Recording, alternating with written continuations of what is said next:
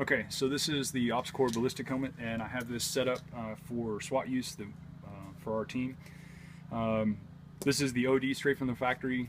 Everything matches, which is of course really important. I put the Wilcox night vision mount up front. I like it a little bit better. It's a little bit wider than the normal Ops-Core. It's a little bit lighter weight, and it's got this retention lanyard on the top that I can clip into my PVS 14s. A little bit more. The bungees are good and they'll keep everything in position, but if it pops off, they still have a tendency to come off sometimes. This lanyard kind of makes sure that you're not going to drop your $3,000 knot on the concrete. These are a pair of TCI Liberators. They're built on the Sorden earmuff platform. These have integrated communications, as you can see on this side, where you can run and plug straight into your communications.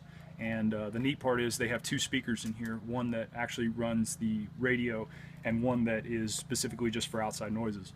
What's also cool is the radio passively powers that speaker, so if your batteries die in here, you're not going to get amplified sound around you, but your communications still work, so that's a big plus. I had these modified with the 3M mounts that go on the rails, and then these are the Iron Forge Concepts adapters that go specifically to the Sorden shells. So everything's really integrated. When you put this on, when you go and put it on, you click it in, and this gives you positive pressure against your ear. So even if you're running around, these will seal under pretty much all conditions. I've worn it with a gas mask. They still seal. Good for, you know, mitigating gunshots, flashbangs, explosive entry, whatever it is you're doing.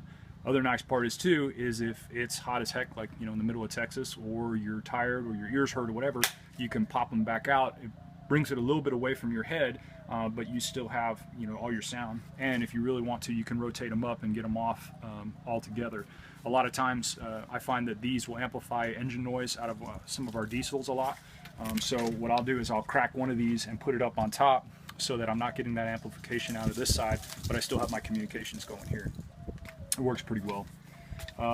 You can see I velcroed a contour camera to the top here. We run video on all of our missions and call outs and things like that, both for evidentiary purposes as well as for after action reviews, so we can kind of better what we do. We're real heavy on critiquing ourselves and trying to be better every time. Not that we make mistakes all the time, but, you know, there's always things that we can do better to be more efficient. And through 35, that's my call sign number. This is an IR patch, so if you ever worked under night vision, you know it's almost impossible to identify people. So that's a nice way to be able to do that. The chin straps on these, if you've never worn one, they're really comfortable. They're really adjustable from the front and the back. The other nice part about the Ops-Core helmet is it's got this adjustment, kind of like a construction helmet, so it will tighten this band around your head. So you can have this actually pretty loose. You don't have to have it all jammed up on your chin, and the helmet will still stay in place. You can shake your head all you want, and it won't really go anywhere.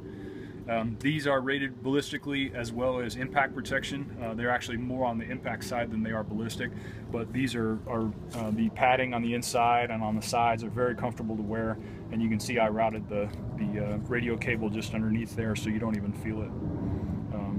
Overall, you know, this is a really effective package. You can do a lot with it. It's really comfortable to wear for long extended periods of time. Sometimes on our call-outs we'll be out there 8, 10, 12 hours, so, you know, wearing a lid for that long really starts to put different pressure points on you. This has enough flexibility in it where you can, anything that's bugging you, you can kind of adjust how the helmet's sitting on you, and it'll really be a lot more comfortable. Cool.